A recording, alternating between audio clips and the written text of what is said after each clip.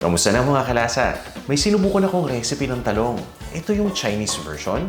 Hindi ko alam kung nasubukan nyo na, pero ako kasi nung una kong nakita, natakam ako. Tapos ang dali lang palang gawin. Kaya nga sinishare ko to sa inyo dahil yung resulta ayos naman. Baka magustuhan ninyo. Ito yung mga ingredients na kakailanganin natin para dito sa recipe na to. Kailangan natin dito ng talong. At ng ground pork o yung giniling na baboy. Siyempre may tubig din yan. Tapos gumagamit ako dito ng cornstarch. Pampalapot yan ng sauce. Meron din itong suka at meron ding asin. At syempre, yung dahon ng sibuyas. Itong nakikita nyo naman na to ang mga ingredients ng sauce. Thai chili pepper at luya, meron ding bawang yan. Ito naman yung oyster sauce. Bukod sa oyster sauce, gumagamit din ako ng soy sauce at ng asukal. Ito naman yung white vinegar. May asin din ito at tubig. Ito naman yung kumpletong listahan ng mga sangkap na yan.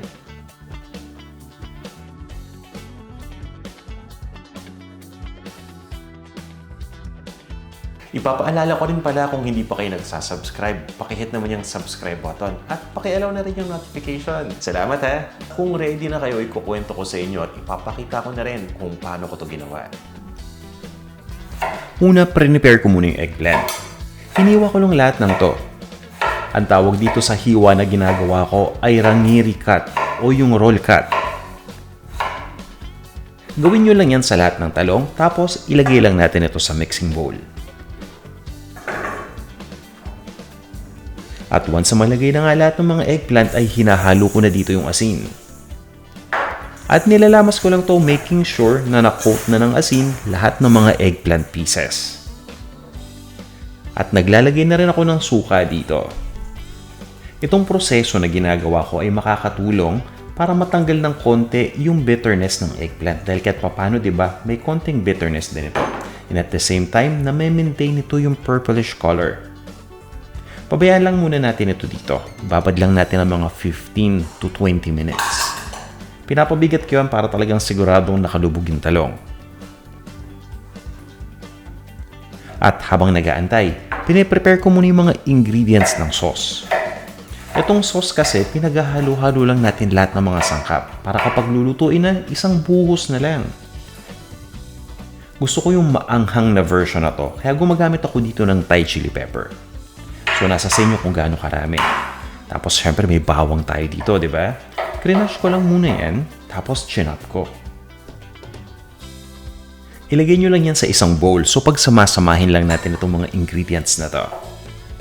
Ito naman yung luya. So, marami tayong pwedeng gawin sa luya. Pwede nating hiwain lang ng pahaba. Pero I suggest na hiwain lang natin ito ng maliliit. Kumbaga naka-mince. Para talagang kapit na kapit yung lasa ng luya. Pati nga pala yung dahon ng sibuyas, prepare ko na rin. Hindi ito magiging part ng sauce, pero igigisa natin itong white part ng green onion. Kaya kung nakita ninyo, hinati ko kanina, di ba? Yung green part, yung nasa ibabaw, gagamitin din natin yan na pang-garnish naman. So, i-chop nyo lang din. Once na na-chop na, itabi nyo muna yan. At paghalu-haluin na natin yung mga seasoning para dito sa sauce. Ito na yung asin at asukal. Ilalagay ko na rin dito yung oyster sauce at yung soy sauce. So sa makatuwid, pinaghahalo-halo lang natin lahat ng mga sauce ingredients. Ito na yung suka.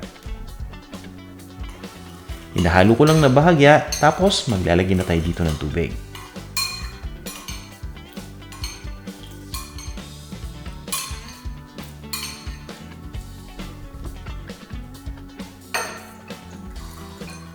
At yan, okay na yan. So kung mapapansin niyo, wala tayong pampalapot dito sa sauce ingredient, di ba? Mamaya ipapakita ko sa inyo kung saan ko ilalagay yung cornstarch. Pero for now, haluin nyo lang mabuti yung sauce at itabi muna natin. Tapos balikan na natin tong talong. After 20 minutes, pwede na natin itong pigain. So dahan-dahan lang ng pagpiga. Kailangan lang nating i-release yung air pocket sa loob. Habang ginagawa natin yan, Nawawala din yung konting pakla ng talong gaya nga ng sinabi ko kanina. Tapos yan mapapansin niyo habang niluluto yung talong mamaya. Halos ganyan pa rin yung kulay ng outer part. Purple pa rin. Ito na yung sinasabi ko sa inyo. Yung cornstarch, imbis na ilagay natin dun sa sauce, kino-coat natin yung talong dito.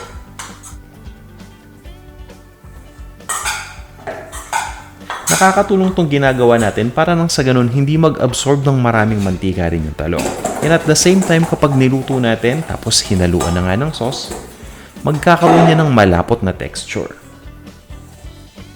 So yan na-shake ko na. Ready na tayo para magluto. Magigisa lang muna ako. Una nating igisa dito yung pork. Importante na lutong-luto itong ground pork.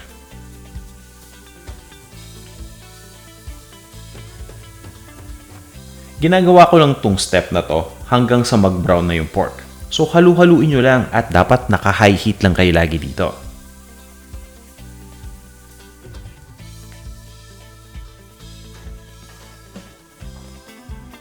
At once na mag-brown na yung pork, nilalagay ko na dito yung green onions.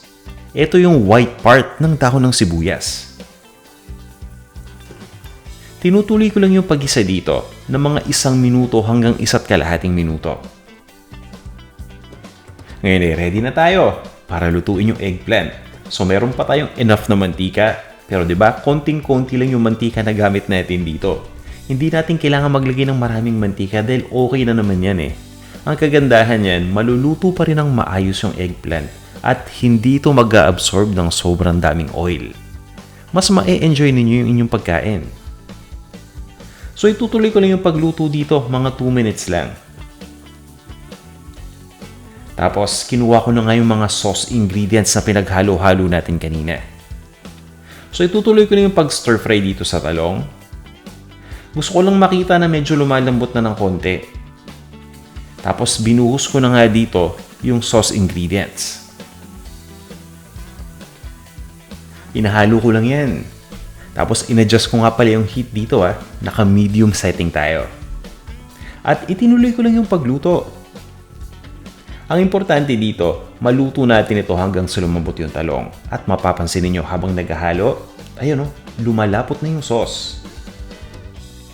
Dahil yan dun sa cornstarch na kinote natin kanina sa talong. O diba, kahit hindi nyo naman ihalo yung cornstarch dun sa sauce, meron pa rin paraan para palaputin yan. Tinatakpan ko lang yan tapos tinutuloy ko yung pagluto ng mga 2 to 3 minutes. Depende yan kung gaano kabilis lumambot yung talong. Pagkatakip nga pala, yung heat setting natin, in-adjust ko muna sa pinakamahina para naman hindi ito matuyuan. At nung lumambot na nga, ginarnish ko na yan ng green onions. Tapos, nilipat ko na sa serving plate. Simple man tong niluto natin. Once na matikman ninyo, uulit-ulitin nyo yan sigurado. Dahil nga, okay na okay yung lasa. Ako talaga nasarapan Ito na ang ating stir-fried eggplant. Sana subukan nyo itong ating recipe And let me know kung gaano nyo nagustuhan. Dahil ako, ayos na ayos para sa akin yan. Anong tingin nyo? Simple lang, di ba? At ang dali pang gawin.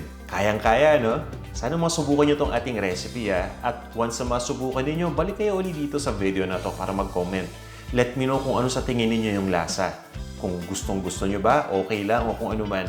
Para at least may feedback tayo. At kung may mga recipe request din kayo, yung mga gusto ninyong i-feature natin dito sa video or mga katanungan, or kung gusto ninyong ma-shoutout, paki-comment lang yung mga tanong ninyo, etc.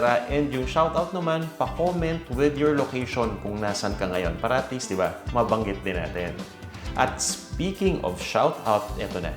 Magsha-shoutout na tayo dun sa mga madalas mag-comment dito sa ating mga videos. Ang isa-shoutout ko ngayon ay yung mga nag-comment dun sa video natin sa Baguio City. Nagpunta kasi ako sa Baguio para mag-food trip at pumunta nga ako dun sa restaurant na binabalik-balikan. At etong mga comments ninyo, yung babasahin ko, yung mga nag-shoutout. Hello kay Marites Morales, 6397. Margot Felix, 3998. Hello rin. Robert San Jose. Hello sa'yo, GM Salvi, 60. Joey Gupilan, 8393. Hi sa'yo. Hi Jocelyn Diaz, 1722. Soul Revilla. Hello po. Joylene Pitlongay, 7500. Gizmo. Hello sa'yo, Gizmo. Hi rin sa'yo, Salve Marie Uy Barreta, 4932. DJ C6, hello sa'yo at kay Virginia Grand, 5362. Hi rin, Tess Saurin, kay Amri, Pinoy Cooking TV1, hello sa'yo, ang masugid nating taga-comment. Hi din sa'yo, Jerry Delira, 1811. Hi rin kay Bob C. TV Vlog, 1404. Hi rin kay Northerners, 2828. Salamat sa masipag ninyong pag-comment At iimbitahan ko nga pala kayong lahat, meron tayong website para doon sa mga hindi pa nakakaalam Si Panlasang Pinoy hindi lang sa YouTube or Facebook or any social media. Meron din tayong food blog. Kung hindi nyo pa nakikita to, pakibisita na lang, panlasangpinoy.com. Lahat ng mga recipes kasi natin na pinapakita sa ating mga vlogs, makikita nyo dito sa ating website or sa ating blog. Ayan, para at least may reference kayo. Kung gusto ninyong magluto ng isang dish pero kailangan niyo ng detalye like yung listahan ng ingredients, etc. Nandun yung makikita. Again, it's panlasangpinoy.com. Maraming salamat ulit at magkita-kita tayo ulit sa ating mga susunod pang videos.